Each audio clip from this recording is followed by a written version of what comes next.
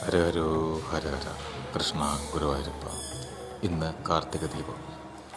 കാർത്തിക ദീപത്തിൻ്റെ ഐതിഹ്യം നമുക്കൊന്നറിഞ്ഞാലോ? മഹാവിഷ്ണുവും ബ്രഹ്മാവും പരസ്പരം മത്സരിക്കാൻ തീരുമാനിച്ചു. ഇതിനായി ബ്രഹ്മാവ് ഒരു ഹംസത്തിൻ്റെ രൂപവും വിഷ്ണു ഒരു പന്നിയുടെ രൂപവും സ്വീകരിച്ചു. ഒടുവിൽ അവരിൽ ആരും വിജയിക്കാതായപ്പോൾ ശിവൻ വീണ്ടും രൂപത്തിലേക്ക് ഉയർന്നു വന്നു.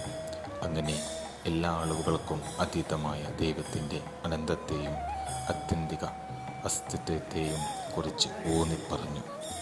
ശിവൻ്റെ കണ്ണുകളിൽ നിന്ന് ഉയർന്നു വന്ന 6 അഗ്നിജ്വാലകളുടെ രൂപമാണ് മുരുകൻ സ്വീകരിച്ചത്. ഈ ജ്വാലകൾ 6 കുഞ്ഞുങ്ങളുടെ രൂപമെടുത്ത് ശരവണ എന്നറിയപ്പെടുന്ന ഒരു തടാകത്തിലറിഞ്ഞു. ഈ ദിവസം പാർവതി ദേവി ഈ നിംഫുകളെ സ്വീകരിച്ചു. അതിനുശേഷം കാർത്തിക ദീപം മുരുകനെ ആരാധിക്കുന്ന ദിവസം കൂടിയായി മാറി. ഹരഹരോ ഹരഹര. സഹോദരിമാർ തങ്ങളുടെ സഹോദരന്മാരുടെ ദീർഘായുസ്സിനും ക്ഷേമത്തിനും വേണ്ടി പ്രാർത്ഥിക്കുകയും ഉപവസിക്കുകയും ചെയ്യുന്നതിലൂടെ ഈ ഉത്സവം സഹോദരന്മാരെ ബന്ധത്തെ പുനരുജ്ജീവിപ്പിക്കുന്നു.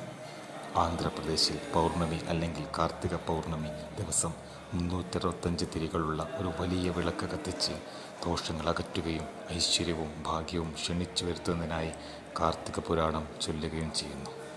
തമിഴ്നാട്ടിലെ തിരുവണ്ണാമല കുന്നുകളിലെ ശിവക്ഷേത്രങ്ങളിൽ ഈ ഉത്സവം വളരെ ആഡംബരത്തോടെയും പ്രൗഢിയോടെയും ആഘോഷിക്കപ്പെടുന്നു. കാർത്തിക ദീപനാളത്തിൽ കുന്നിൻ മുകളിൽ ഒരു വലിയ തീ കത്തിക്കുന്നു. അത് ചുറ്റും നിരവധി കിലോമീറ്ററുകൾ നീന്ന് കാണാൻ കഴിയും. കൃഷ്ണ ഗുരുവായൂരപ്പ. ഹരഹരോ ഹരഹര.